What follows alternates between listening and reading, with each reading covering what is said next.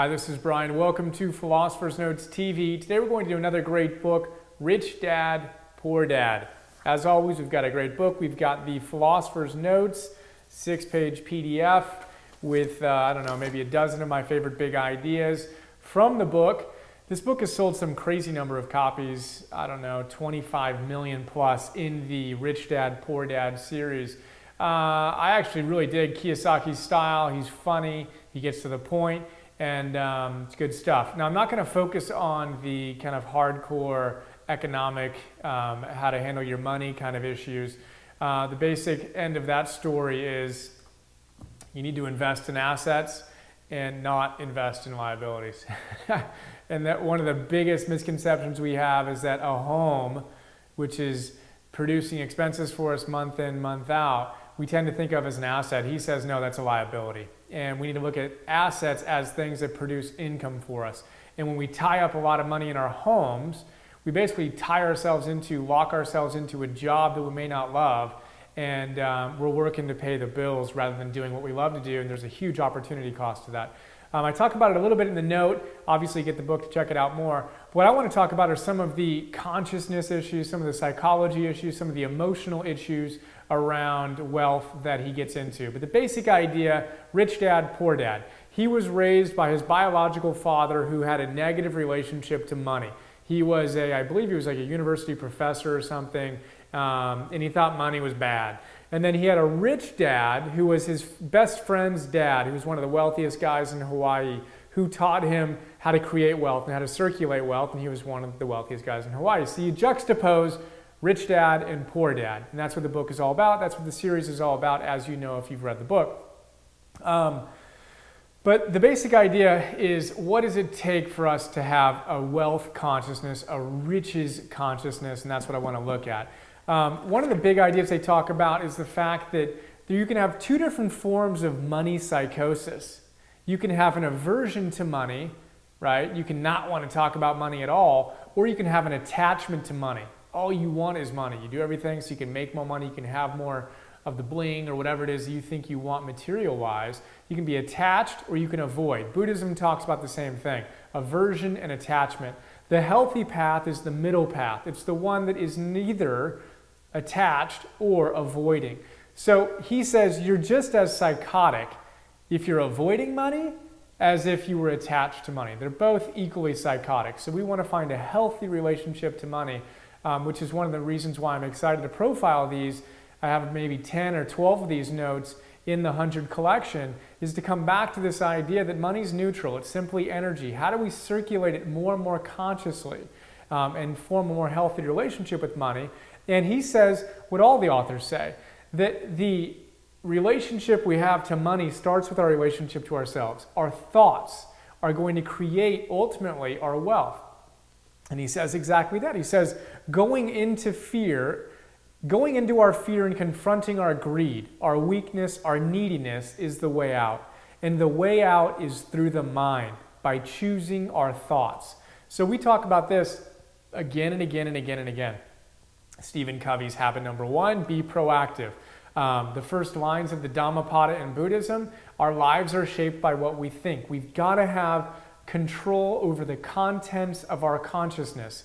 That's what Mihai Csikszentmihalyi says in his great book, Flow. All the great traditions are about that, being able to shape our minds and being able to consciously direct our thoughts in the direction we want to direct them, away from fear and greed and other weak thoughts that we have, and toward more healthy conscious thoughts, which we're going to talk about here. So I go into, as I mentioned, some of the details economically that are some of the principles in this book. I mentioned briefly opportunity costs. So this was one of my favorite subjects. At UCLA, I studied psychology and business. I got a minor in business and I majored in psychology. So in business, studied accounting and all this stuff. In economics, one of my favorite ideas is this idea of opportunity costs. So when we spend money on something, there are more than just the cost associated to that thing. There's the opportunity cost of what we didn't buy, what we didn't invest our time in or our money in or our energy in.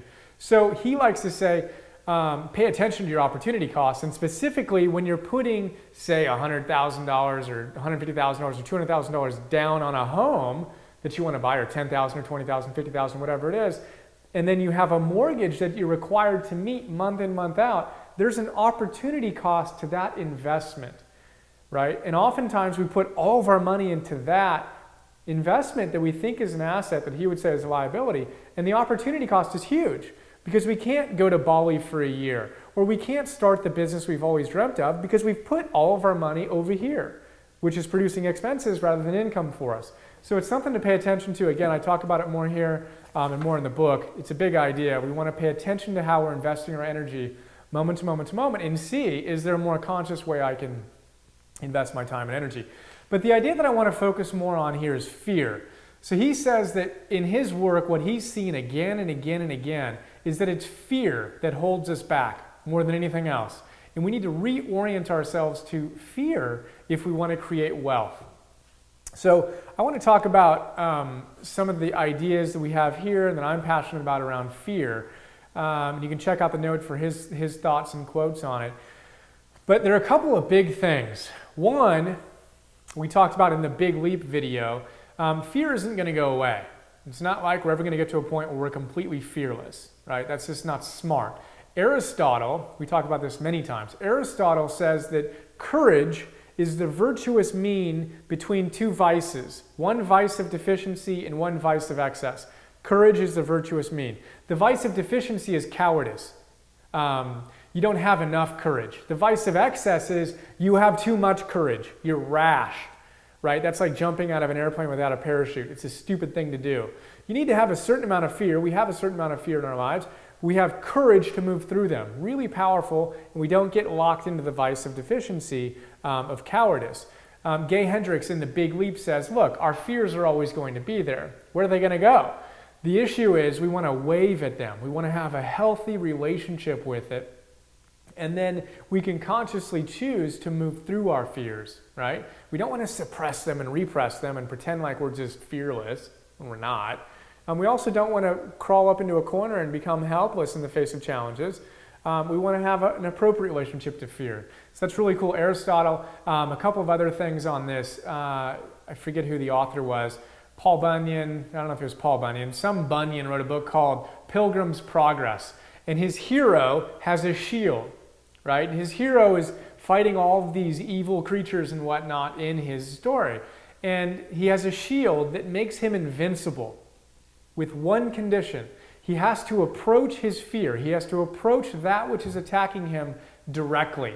If he does so and he keeps the shield in front of him, he's invincible. The shield makes him literally invulnerable to any threat. He's invincible. But if he runs away from his fear and runs the other direction, he's exposed, and then he can be attacked, and then he can be killed.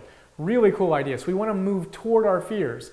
Emerson, I quote here, he says, always, always, always, always, always, always, always, and he literally says that many alwayses, always do that which you're afraid to do, and the death of fear is certain.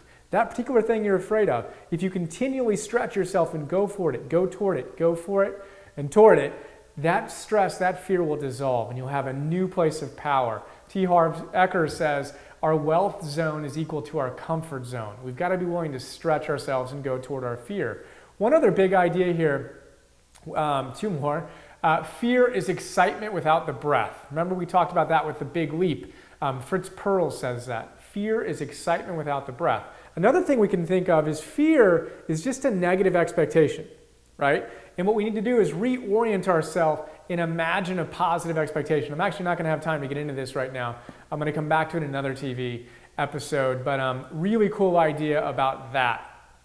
That fear is something we can look at differently with our expectations. I'll get to that some other time.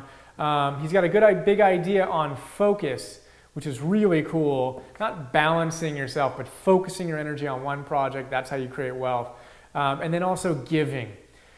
He says, look, anything you want in your life, focus on giving it to the world. Give, give, give, give, give. Whether it's more love you want, more courage, more creativity, more wealth and abundance, think about how you can give those things to people in your life. That's how we create more of it. Really big idea. So there you go. Really quick, meandering look at a few of my favorite big ideas from Rich Dad, Poor Dad. Hope you dug it. Look forward to sharing more with you soon. See ya.